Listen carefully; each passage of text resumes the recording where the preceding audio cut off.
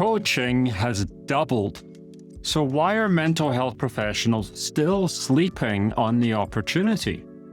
It turns out that the ICF is actually useful for something. They commissioned a major analyst firm, PricewaterhouseCoopers, to perform a study of the coaching industry earlier this year. And there's one top-line result that even has me shocked. Coaching has doubled in size again.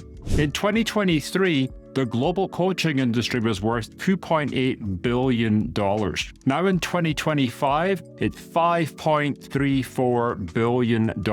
That's almost double in just 2 years. I knew it continued to grow rapidly through VLM, COVID, all the political upheavals and elections, and all the big swings we've seen in our economy, but I didn't expect for it to double another time. So here's the question. Why are mental health professionals, therapists, counselors, psychologists, still sleeping on this opportunity? After speaking to about 1,600 of you myself since 2020, I think I know some of the reasons why. Reason number 1. Ethics and devaluing therapy.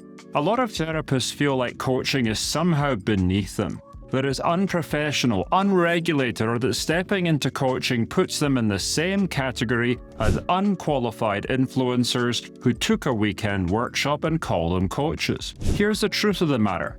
Calling yourself a life coach does devalue your brand, and I never let my clients do it.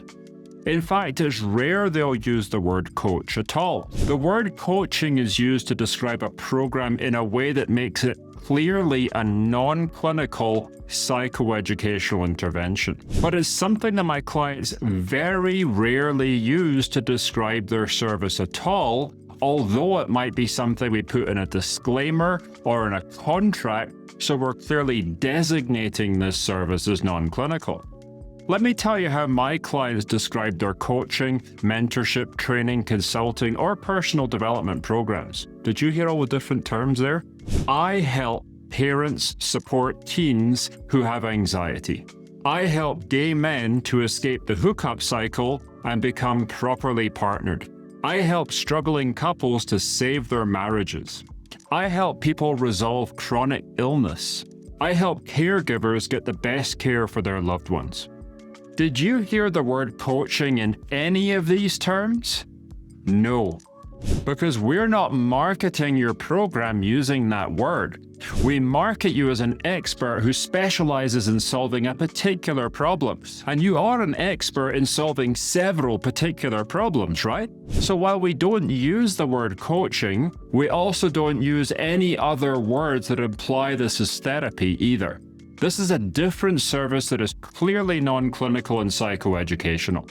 The industry can call it coaching for the purposes of having some word to describe what this is.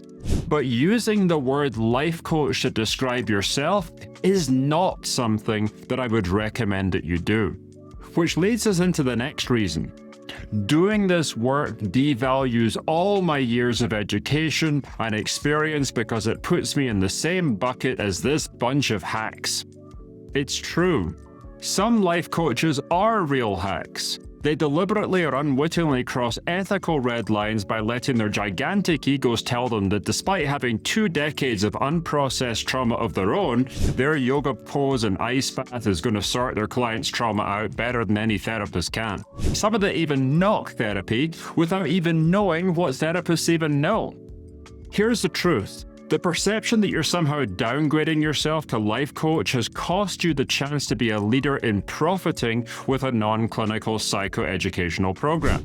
Clients don't wake up saying, I want a licensed therapist today. They wake up saying, I want help with my anxiety, or I want to get unstuck in my career, or I want a better relationship with my spouse. And the irony, by you staying away from coaching, licensed professionals are letting the very people they don't respect dominate the fastest growing personal development movement in decades. Imagine what happens with those with actual clinical depth. Years of supervised practice and a grounding in ethics step in here. You don't dilute your credibility, you help many more people and get yourself out of grinding every day for the dysfunctional narcissists that are your insurance companies. So the real question is coaching beneath me? The question is, are you going to use this opportunity to make more impact and income in fewer clinical hours while still living your purpose and helping many people to improve their lives? Reason number 2.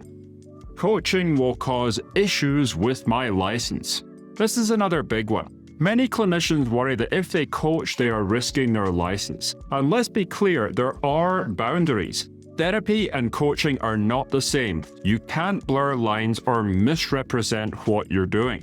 But here's what thousands of professionals around the world have already discovered. With the right structure, coaching can be done ethically and safely without threatening your license. It's about clarity. You clearly communicate what your service is and what it isn't. You set scope. You work with clients in areas that don't require diagnosis or clinical treatment, and you keep it 100% psychoeducational. And you don't have to take it from me, take it from the professionals. I'll put videos here where I'm interviewing an attorney in New York who represents mental health professionals and a legal professional with CAMF in California. You can hear for yourself.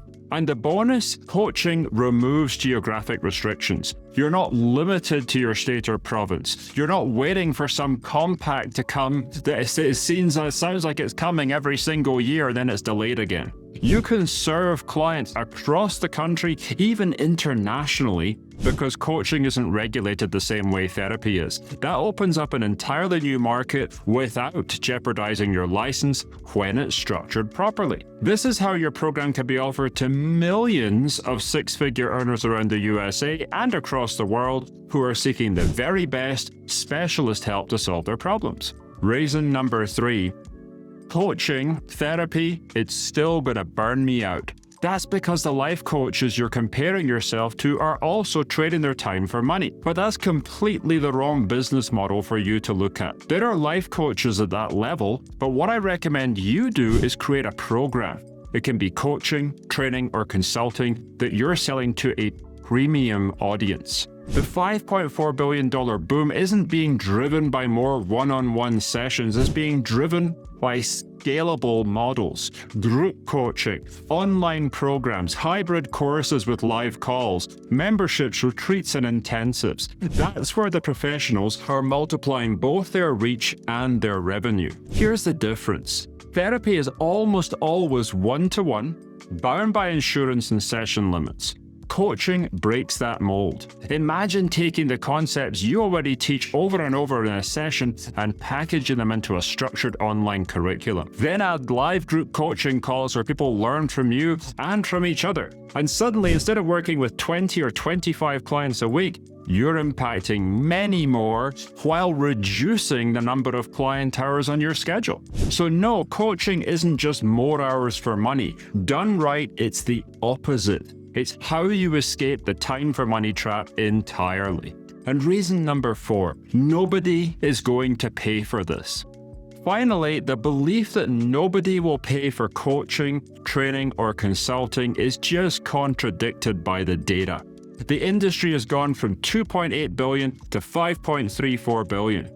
Clearly, a lot of people are paying for this. In fact, more and more people are choosing coaching precisely because they want faster access, more practical tools, and often more flexibility than they feel they get in traditional therapy. The truth is, there are 46 million people in the USA who make 6 figures and above, and many of them will pay for the very best help to achieve an outcome that's important to them, rather than just going with whoever has a $20 copay. They aren't out to waste time or work within limitations. They want the help they need. They'll pay to sleep better, to stop fighting with their spouse, to lead their company with confidence, or to find ways to stop their child's anxiety from running the household. They don't care if it's called therapy or coaching or whatever. They care about results. And here's the kicker. Coaching clients often expect to pay more. Therapy clients are trained by insurance companies to see your time as a $20 copay. But coaching clients, they'll pay thousands for a program which promises a clear, specific outcome. That's why coaching revenues are surging while therapy income is staying flat. So when you say nobody will pay for coaching, what you really mean is, I haven't yet learned how to position or package my expertise so people really see the value. And that is a skill that I can teach you. Here's the bottom line. Coaching isn't replacing therapy, but it's outpacing therapy when it comes to scalability, lifestyle freedom, and global demand, and the average amount of money that people with a coaching program are making compared to people who are only doing clinical therapy. So if you're a mental health professional, this isn't about abandoning your training. It's about expanding your impact. Coaching just hit $5 billion. The only question is, are you going to be a part of it?